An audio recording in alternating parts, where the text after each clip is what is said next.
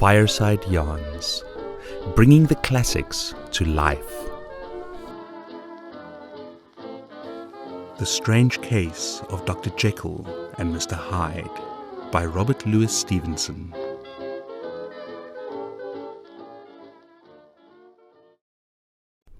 Chapter 10. Henry Jekyll's full statement of the case. I was born in the year 18 to a large fortune, endowed besides with excellent parts, inclined by nature to industry, fond of the respect of the wise and good among my fellow men, and thus, as might have been supposed, with every guarantee of an honourable and distinguished future. And indeed the worst of my faults was a certain impatient gaiety of disposition, such as has made the happiness of many, but such as I found it hard to reconcile with my imperious desire to carry my head high, and wear a more than commonly grave countenance before the public. Hence it came about that I concealed my pleasures, and that when I reached my years of reflection, and began to look round me and take stock of my progress and position in the world, I stood already committed to a profound duplicity of life. Many a man would have even blazoned such irregularities as I was guilty of, but from the high views that I had set before me, I regarded and hid them with an almost morbid sense of shame. It was thus rather the exacting nature of my aspirations than any particular degradation in my faults that made me what I was, and, with even a deeper trench than in the majority of men, severed in me those provinces of good and ill which divide and compound man's dual nature. In this case, I was driven to reflect deeply and inveterately on that hard law of life which lies at the root of religion and is one of the most plentiful springs of distress. Though so profound a double-dealer, I was in no sense a hypocrite. Both sides of me were in dead earnest. I was no more myself when I laid aside restraint and plunged in shame than when I laboured in the eye of day at the furtherance of knowledge or the relief of sorrow and suffering. And it chanced that the direction of my scientific studies, which led wholly towards the mystic and the transcendental, reacted and shed a strong light on this consciousness of the perennial war among my members. With every day, and from both sides of my intelligence, the moral and the intellectual, I thus drew steadily nearer to that truth by whose partial discovery I had been doomed to such a dreadful shipwreck, that man is not truly one, but truly two. I say two because the state of my own knowledge does not pass beyond that point. Others will follow. Others will outstrip me on the same lines, and I hazard the guess that man will be ultimately known for a mere polity of multifarious, incongruous, and independent denizens. I, for my part, from the nature of my life, advanced infallibly in one direction, and in one direction only. It was on the moral side, and in my own person, that I learned to recognize the thorough and primitive duality of man. I saw that, of the two natures that contended in the field of my consciousness, even if I could rightly be said to be either, it was only because I was radically both. And from an early date, even before the course of my scientific discoveries had begun to suggest the most naked possibility of such a miracle, I had learned to dwell with pleasure, as a beloved daydream, on the thought of the separation of these elements. If each, I told myself, could be housed in separate identities, life would be relieved of all that was unbearable. The unjust might go his way, delivered from the aspirations and remorse of his more upright twin, and the just could walk steadfastly and securely on his upward path, doing the right things in which he found his pleasure, and no longer exposed to disgrace and penitence by the hands of this extraneous evil. It was the curse of mankind that these incongruous faggots were thus bound together, that in the agonized womb of consciousness these polar twins should be continuously struggling. How then were they dissociated? I was so far in my reflections when, as I have said, a side light began to shine upon the subject from the laboratory table. I began to perceive more deeply than it has ever yet been stated the trembling immateriality, the mist-like transience of the seemingly so solid body in which we walk attired. Certain agents I found to have the power to shake and pluck back that fleshly vestment, even as a wind might toss the curtains of a pavilion. For 2 good reasons, I will not enter deeply into the scientific branch of my confession.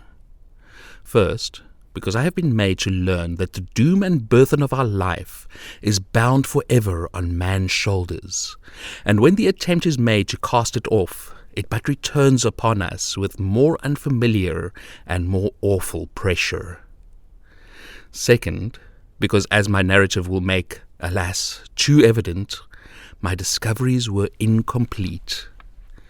Enough, then, that I not only recognized my natural body from the mere aura and effulgence of certain of the powers that made up my spirit, but managed to compound a drug by which these powers should be dethroned from their supremacy, and a second form and countenance substituted, none the less natural to me, because they were the expression and bore the stamp of lower elements in my soul. I hesitated long before I put this theory to the test of practice. I knew well that I risked death, for any drug that so potently controlled and shook the very fortress of identity might by the least scruple of an overdose, or at the least inopportunity in the moment of exhibition, utterly blot out that immaterial tabernacle which I looked to it to change. But the temptation of a discovery so singular and profound at last overcame the suggestions of alarm. I had long since prepared my tincture. I purchased at once from a firm of wholesale chemists a large quantity of a particular salt, which I knew from my experiments to be the last ingredient required, and late one accursed night I compounded the elements, watching them boil and smoke together in the glass, and when the ebullition had subsided, with a strong glow of courage, drank off the potion. The most racking pangs succeeded, a grinding in the bones, deadly nausea, and a horror of the spirit that cannot be exceeded at the hour of birth or death. Then these agonies began swiftly to subside, and I came to myself as if out of a great sickness.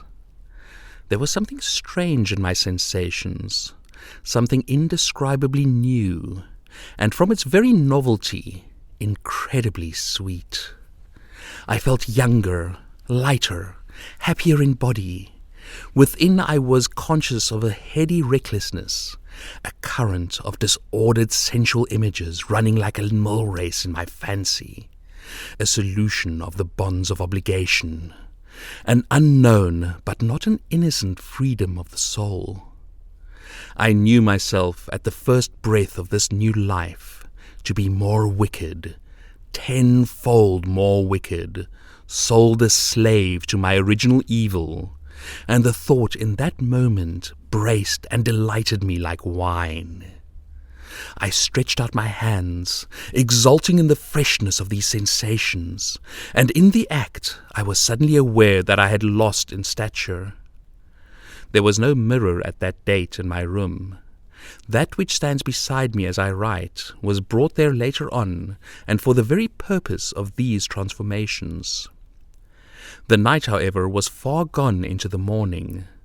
The morning, black as it was nearly ripe for the conception of the day.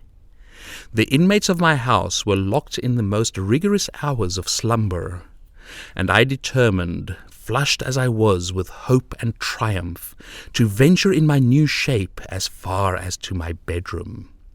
I crossed the yard, wherein the constellations looked down upon me. I could have thought with wonder, the first creature of that sort that their unsleeping vigilance had yet disclosed to them. I stole through the corridors, a stranger in my own house, and coming to my room, I saw for the first time the appearance of Edward Hyde. I must here speak by theory alone, saying not that which I know, but that which I suppose to be most probable. The evil side of my nature, to which I had now transferred the stamping efficacy, was less robust and less developed than the good which I had just deposed. Again, in the course of my life, which had been, after all, 9/10 a life of effort, virtue, and control, it had been much less exercised and much less exhausted. And hence, as I think, it came about that Edward Hyde was so much smaller, slighter, and younger than Henry Jekyll. Even as good shone upon the countenance of the one, evil was written broadly and plainly on the face of the other. Evil besides, which I must still believe to be the lethal side of man, had left on that body an imprint of deformity and decay. And yet, when I looked upon that ugly idol in the glass, I was conscious of no repugnance, rather of a leap of welcome. This too was myself. It seemed natural and human. In my eyes it bore a livelier image of the spirit. It seemed more express and single than the imperfect and divided countenance that I had hitherto accustomed to call mine. And in so far I was doubtless right. I have observed that when I wore the semblance of Edward Hyde, none would come near to me at first without a visible misgiving of the flesh. This, as I take it, was because all human beings, as we meet them, are commingled out of good and evil. And Edward Hyde, alone in the ranks of mankind, was pure evil. I lingered but a moment at the mirror. The second and conclusive experiment had yet to be attempted. It yet remained to be seen if I had lost my identity beyond redemption and must flee before daylight from a house that was no longer mine. And hurrying back to my cabinet, I once more prepared and drank the cup, once more suffered the pangs of dissolution, and came to myself once more with the character, the stature, and the face of Henry Jekyll. That night I had come to the fatal crossroads. Had I approached my discovery in a more noble spirit, had I risked the experiment while under the empire of generous or pious aspirations, all must have been otherwise, and from these agonies of death and birth I had come forth an angel instead of a fiend. The drug had no discriminating action. It was neither diabolical nor divine. It but shook the doors of the prison house of my disposition, and like the captives of Philippi, that which stood within ran forth. At that time my virtue slumbered. My evil, kept awake by ambition, was alert and swift to seize the occasion, and the thing that was projected was Edward Hyde. Hence, although I had now two characters as well as two appearances, one was wholly evil, and the other was still the old Henry Jekyll, that incongruous compound of whose reformation and improvement I had already learned to despair. The movement was thus wholly toward the worse. Even at that time I had not conquered my aversions to the dryness of a life of study. I would still be merrily disposed at times, and as my pleasures were, to say the least, undignified, and I was not only well known and highly considered, but growing towards the elderly man, this incoherency of my life was daily growing more unwelcome. It was on this side that my nude power tempted me until I fell in slavery. I had but to drink the cup, to doff at once the body of the noted professor, and to assume like a thick cloak that of Edward Hyde. I smiled at the notion. It seemed to me at the time to be humorous, and I made my preparations with the most studious care. I took and furnished that house in Soho to which Hyde was tracked by the police, and engaged as a housekeeper a creature whom I knew well to be silent and unscrupulous. On the other side, I announced to my servants that a Mr. Hyde, whom I described, was to have full liberty and power about my house in the square, and to parry mishaps, I even called and made myself a familiar object in my second character. I next drew up that will to which you so much objected, so that if anything befell me in the person of Dr. Jekyll, I could enter on that of Edward Hyde without pecuniary loss. And thus fortified, as I supposed, on every side, I began to profit by the strange immunities of my position. Men have before hired bravos to transact their crimes, while their own person and reputation sat under shelter. I was the first that ever did so for his pleasures. I was the first that could plod in the public eye with a load of genial respectability, and in a moment, like a schoolboy, strip off these lendings and spring headlong into the sea of liberty. But for me, in my impenetrable mantle, the safety was complete. Think of it. I did not even exist. Let me but escape into my laboratory door, give me but a second or two to mix and swallow the draught that I had always standing ready, and whatever he had done, Edward Hyde would pass away like the stain of breath upon a mirror, and there in his stead, quietly at home, trimming the midnight lamp in his study, a man who could afford to laugh at suspicion would be Henry Jekyll.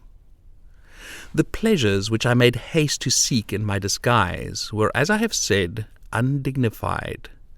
I would scarce use a harder term. But in the hands of Edward Hyde, they soon began to turn toward the monstrous.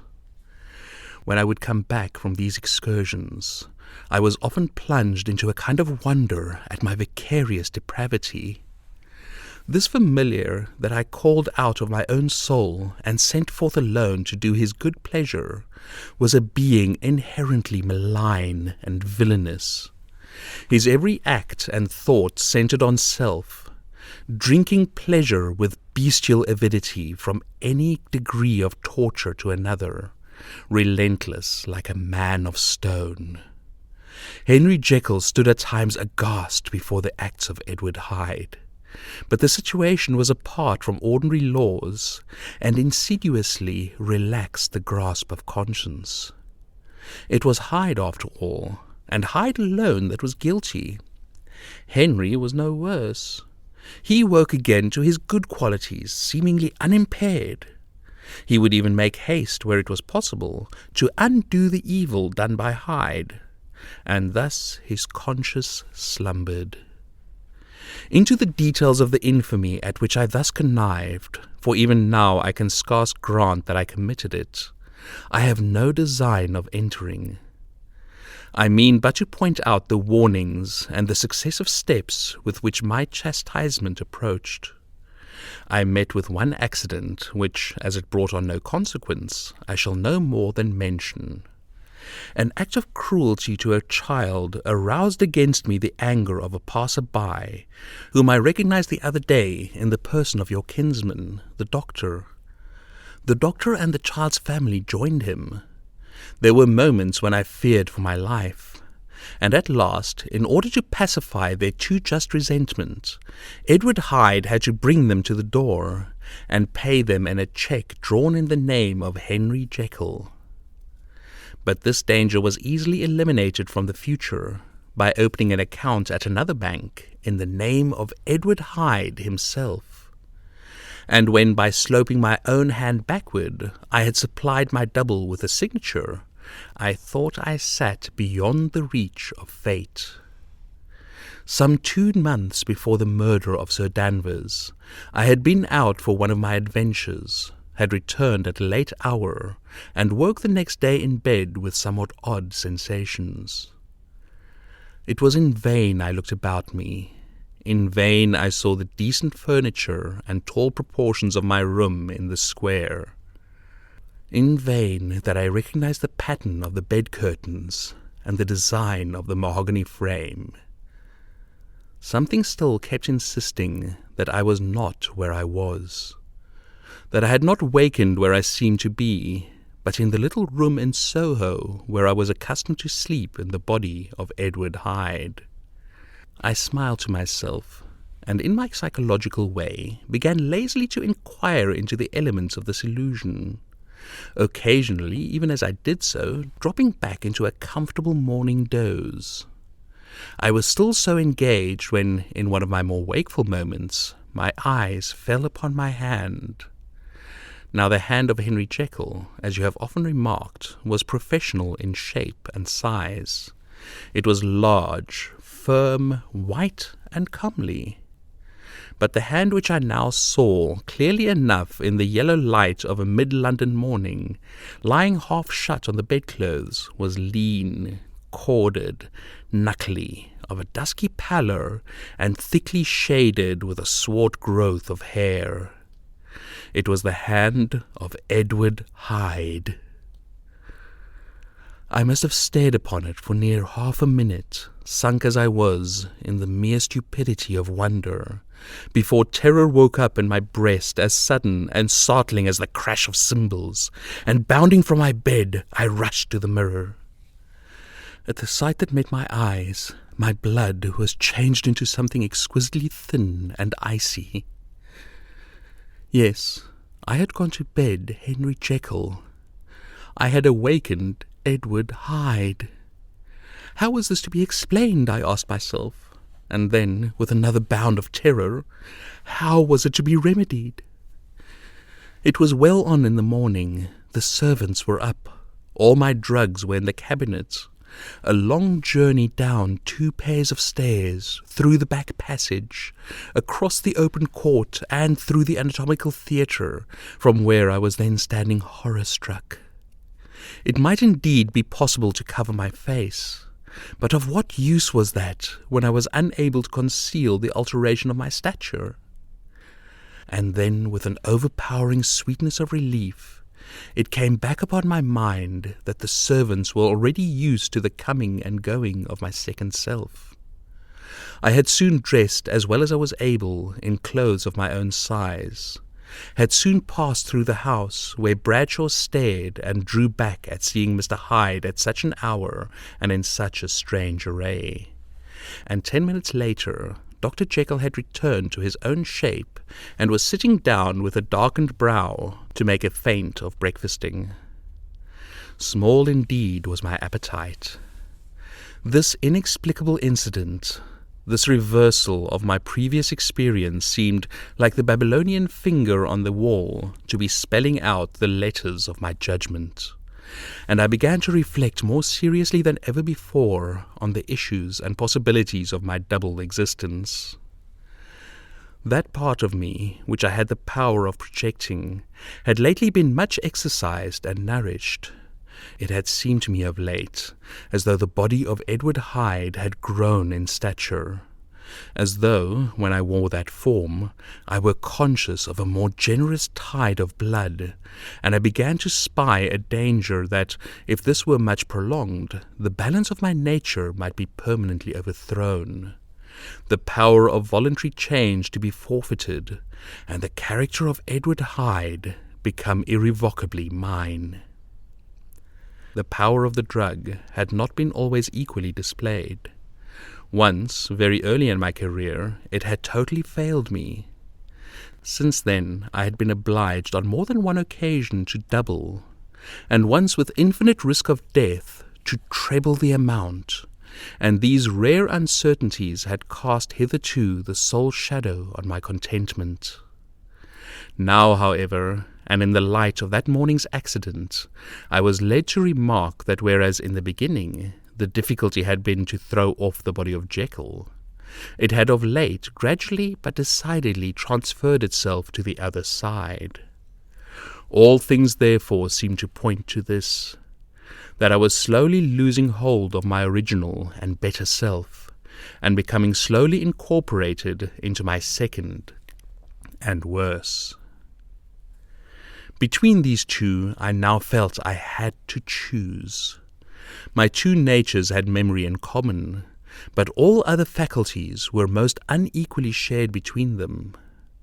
Jekyll, who was composite, now with the most sensitive apprehensions, now with a greedy gusto, projected and shared in the pleasures and adventures of Hyde. But Hyde was indifferent to Jekyll, or but remembered him as the mountain bandit remembers the cavern in which he conceals himself from pursuit.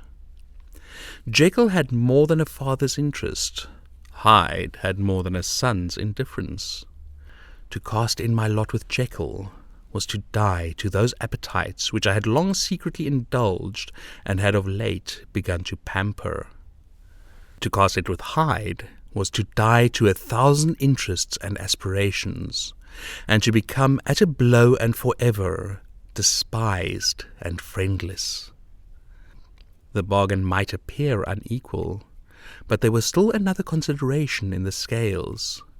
For while Jekyll would suffer smartingly in the fires of abstinence, Hyde would be not even conscious of all that he had lost. Strange as my circumstances were, the terms of this debate are as old and commonplace as man. Much the same inducements and alarms cast the die for any tempted and trembling sinner. And it fell out with me, as it falls with so vast a majority of my fellows, that I chose the better part, and was found wanting in the strength to keep to it. Yes, I preferred the elderly and discontented doctor, surrounded by friends, and cherishing honest hopes, and bade a resolute farewell to the liberty, the comparative youth, the light step, leaping impulses, and secret pleasures that I had enjoyed in the disguise of Hyde. I made this choice perhaps with some unconscious reservation, for I neither gave up the house in Soho, nor destroyed the clothes of Edward Hyde, which still lay ready in my cabinet. For 2 months, however, I was true to my determination. For 2 months I led a life of such severity as I had never before attained to, and enjoyed the compensations of an approving conscience. But time began at last to obliterate the freshness of my alarm. The praises of conscience began to grow into a thing of course. I began to be tortured with throes and longings, as of Hyde struggling after freedom.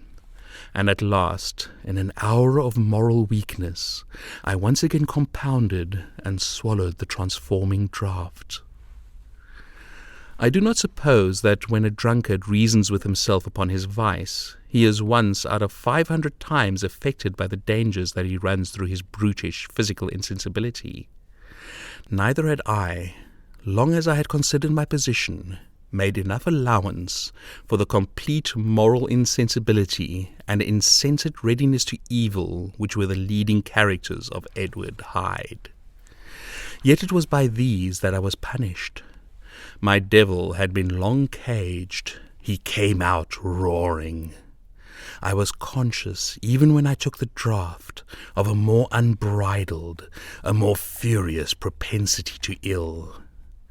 It must have been this, I suppose, that stirred in my soul that tempest of impatience with which I listened to the civilities of my unhappy victim. I declare, at least before God, no man morally sane could have been guilty of that crime upon so pitiful a provocation, and that I struck in no more reasonable spirit than that in which a sick child may break a plaything. But I had voluntarily stripped myself of all these balancing instincts by which even the worst of us continues to walk with some degree of steadiness among temptations. And in my case, to be tempted, however slightly, was to fall. Instantly the spirit of hell awoke in me and raged. With a transport of glee, I mauled the unresisting body, tasting delight from every blow, and it was not till weariness had begun to succeed that I had suddenly, in the top fit of my delirium, struck through the heart by a cold thrill of terror. A mist dispersed. I saw my life to be forfeit, and fled from the scene of those excesses, at once glorying and trembling, my lust of evil gratified and stimulated, my love of life screwed to the topmost peg. I ran to the house in Soho, and, to make assurance doubly sure, destroyed my papers. Thence I set out through the lamplit streets, in the same divided ecstasy of mind, gloating on my crime, light-headedly devising others in the future, and yet still hastening and still hearkening in my wake for the steps of the avenger. Hyde had a song upon his lips as he compounded the draught, and as he drank it, pledged the dead man.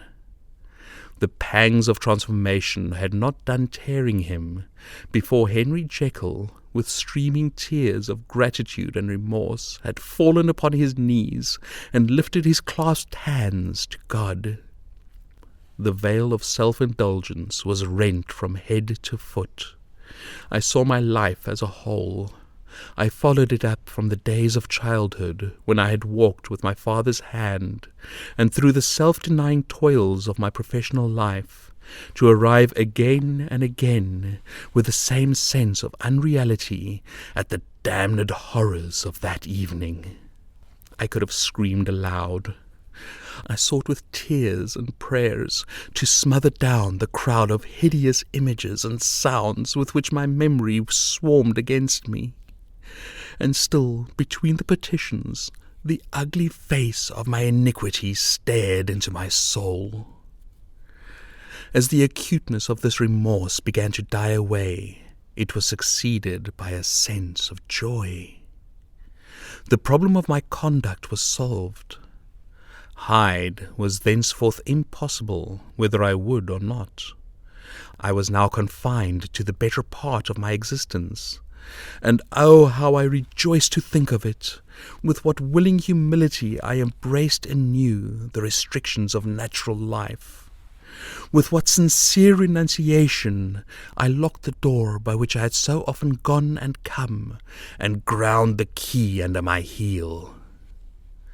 The next day came the news that the murder had not been overlooked, that the guilt of Hyde was patent to the world, and that the victim was a man high in public estimation. It was not only a crime, it had been a tragic folly. I think I was glad to know it. I think I was glad to have my better impulses thus buttressed and guarded by the terrors of the scaffold. Jekyll was now my city of refuge. Let but Hyde peep out an instant, and the hands of all men would be raised to take and slay him. I resolved in my future conduct to redeem the past, and I can say with honesty that my resolve was fruitful of some good. You know yourself how earnestly, in the last months of the last year, I labored to relieve suffering. You know that much was done for others, and that the days passed quietly, almost happily for myself. Nor can I truly say that I wearied of this beneficent and innocent life. I think instead that I daily enjoyed it more completely, but I was still cursed with my duality of purpose, and as the first edge of my penitence wore off, the lowest side of me, so long indulged, so recently changed down, began to growl for license. Not that I dreamed of resuscitating Hyde. The bare idea of that would startle me to frenzy. No, it was in my own person that I was once more tempted to trifle with my conscience, and it was as an ordinary secret sinner that I at last fell before the assaults of temptation. There comes an end to all things. The most capacious measure is filled at last, and this brief condescension to my evil finally destroyed the balance of my soul. And yet I was not alarmed. The fall seemed natural, like a return to the old days before I had made my discovery.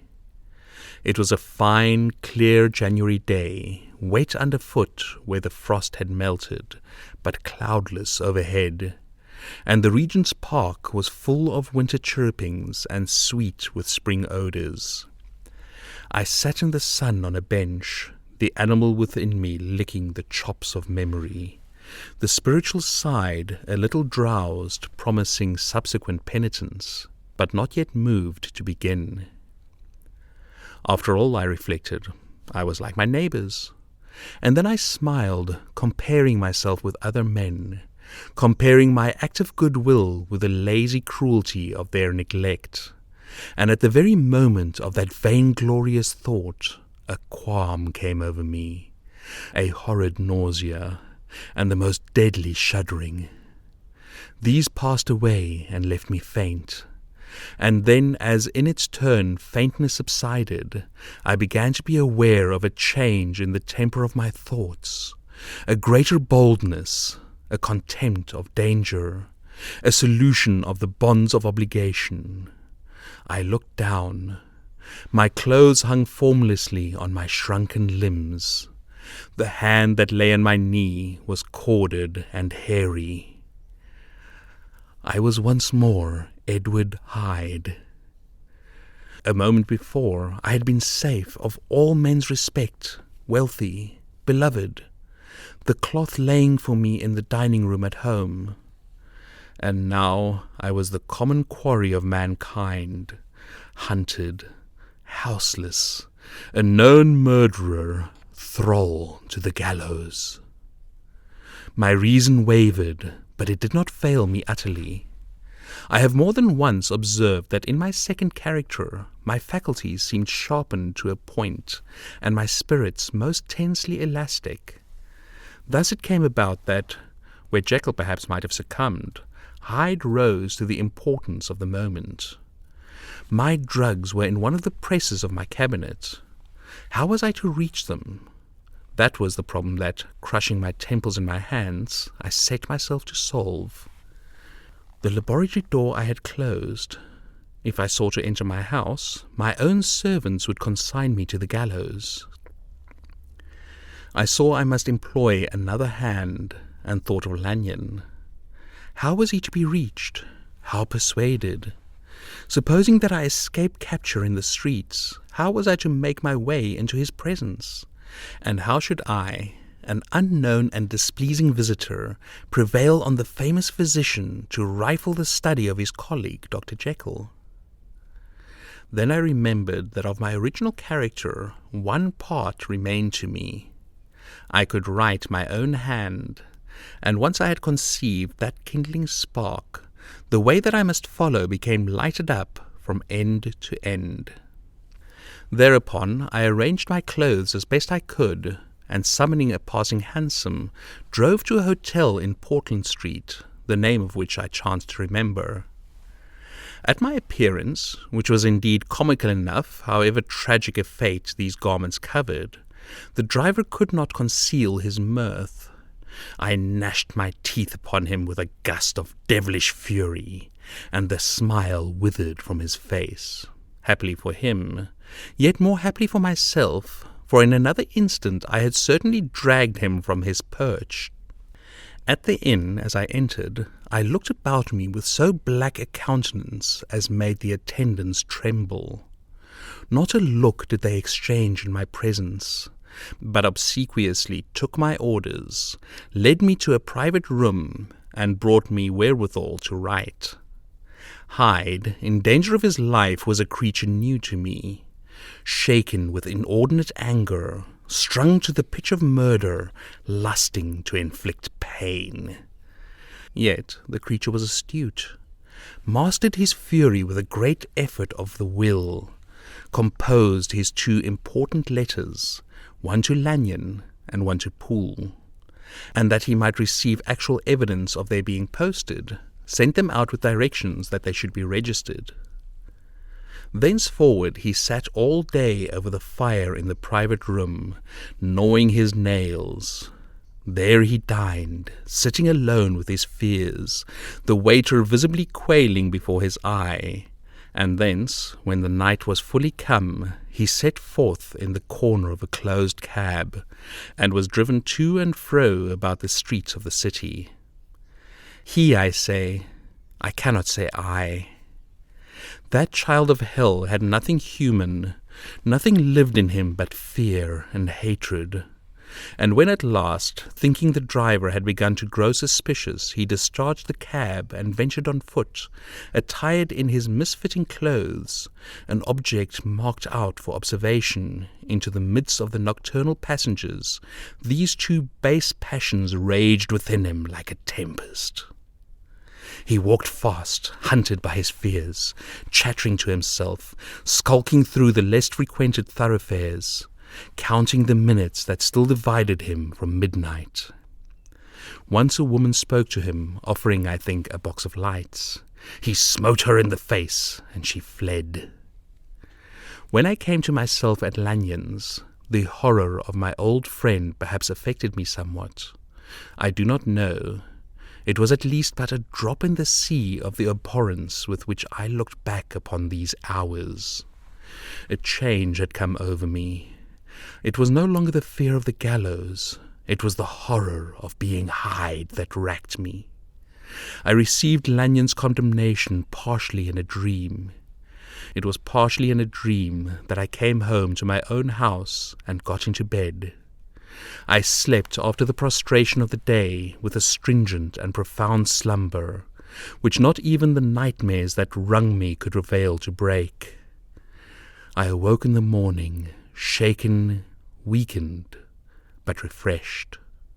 I still hated and feared the thought of the brute that slept within me, and I had not, of course, forgotten the appalling dangers of the day before. But I was once more at home, in my own house, and close to my drugs, and gratitude for my escape shone so strong in my soul that it almost rivaled the brightness of hope. I was stepping leisurely across the court after breakfast, drinking the chill of the air with pleasure, when I was seized again with those indescribable sensations that heralded the change. And I had but the time to gain the shelter of my cabinet before I was once again raging and freezing with the passions of Hyde. It took on this occasion a double dose to recall me to myself, and alas, 6 hours after, as I sat looking sadly in the fire, the pangs returned, and the drug had to be re-administered. In short, from that day forth, it seemed only by a great effort as of gymnastics, and only by the immediate stimulation of the drug, that I was able to wear the countenance of Jekyll. At all hours of the day and night I would be taken with a premonitory shudder. Above all, if I slept or even dozed for a moment in my chair, it was always as Hyde that I awakened. Under the strain of this continually impending doom, and by the sleeplessness by which I now condemned myself, even beyond what I had thought possible to man, I became in my own person a creature eaten up and emptied by fever, languidly weak both in body and mind, and solely occupied by one thought, the horror of my other self. But when I slept, or when the virtue of the medicine wore off, I would leap almost without transition, for the pangs of transformation grew daily less marked, into the possession of a fancy brimming with images of terror, a soul boiling with causeless hatreds, and a body that seemed not strong enough to contain the raging energies of life. The powers of Hyde seemed to have grown with the sickliness of Jekyll, and certainly the hate which now divided them was equal on each side. With Jekyll it was a thing of vital instinct. He had now seen the full deformity of that creature that shared with him some of the phenomena of consciousness, and was co-heir with him to death. And beyond these links of community, which in themselves made the most poignant part of his distress, he thought of Hyde, for all his energy of life, as of something not only hellish, but inorganic.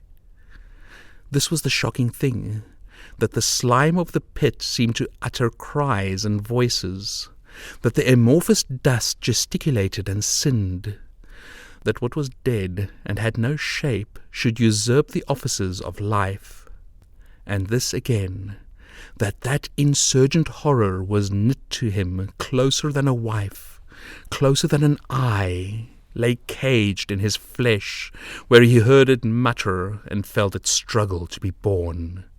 And at every hour of weakness, and in the confidence of slumber, prevailed against him, and deposed him out of life.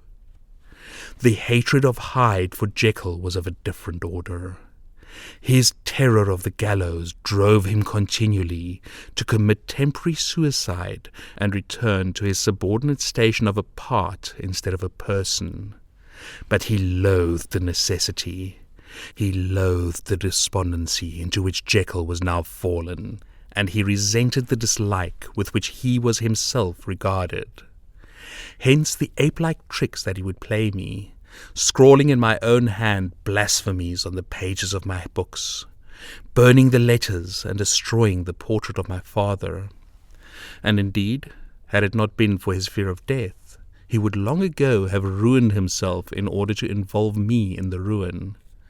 But his love of life is wonderful. I go further.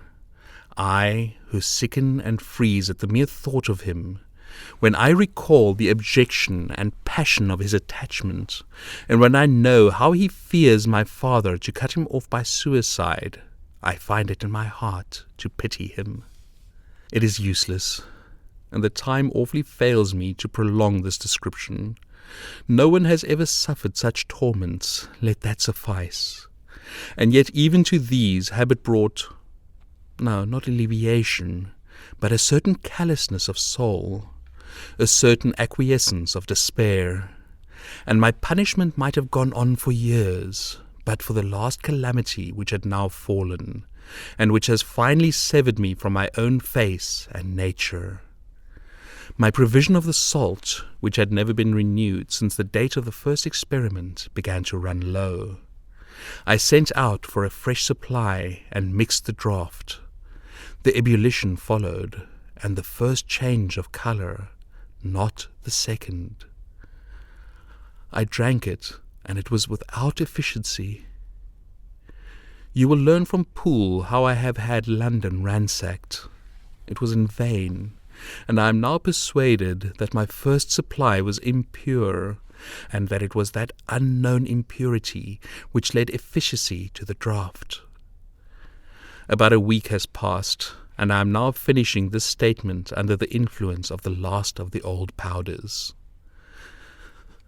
This, then, is the last time, short of a miracle, that Henry Jekyll can think his own thoughts or see his own face, now how sadly altered in the glass. Nor must I delay too long to bring my writing to an end, for if my narrative has hitherto escaped destruction, it has been by a combination of great prudence and great good luck. Should the throes of the change take me in the act of writing it, Hyde will tear it to pieces. But if some time shall have elapsed after I have laid it by, his wonderful selfishness and circumscription of the moment will probably save it once again from the action of his ape-like spite. And indeed, the doom that is closing on us both has already changed and crushed him. Half an hour from now, when I shall again and forever re-endue that hated personality, I know how I shall sit shuddering and weeping in my chair, or continue, with the most strained and fear-struck ecstasy of listening, to pace up and down this room, my last earthly refuge, and give ear to every sound of menace. Will Hyde die upon the scaffold, or will he find courage to release himself at the last moment? God knows I am careless. This is my true hour of death, and what is to follow concerns another than myself. Here then, as I lay down the pen and proceed to seal up my confessions, I bring the life of that unhappy Henry Jekyll to an end.